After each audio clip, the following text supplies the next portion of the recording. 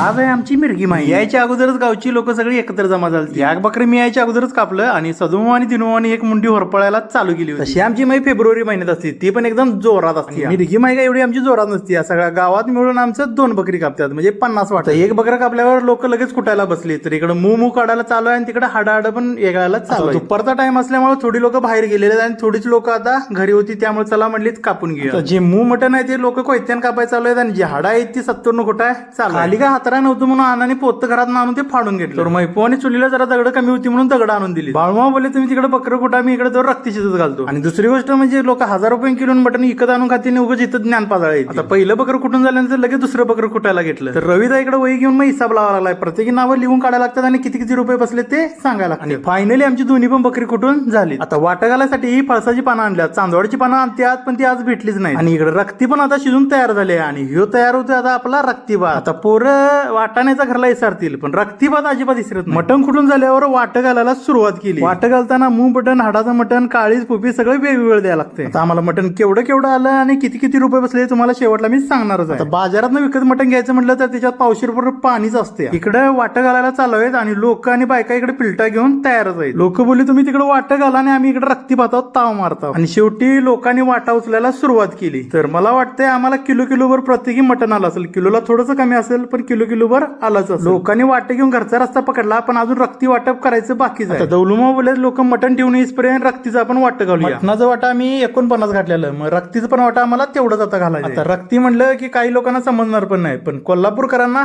सांगावंच लागणार. रक्ती वाटून झाल्यानंतर सगळ्यांनी उचलायला सुरुवात केली. तर मी आणि आमच्या चुलत्यांची 2 वाट्या मी रक्ती घेतलेली आहे. प्रत्येकी मटणाच्या वाट्याचे 470 रुपये बसले आणि आम्ही पकडला घरचा रस्ता आणि इथे संपवला आपला मिनी ब्लॉग.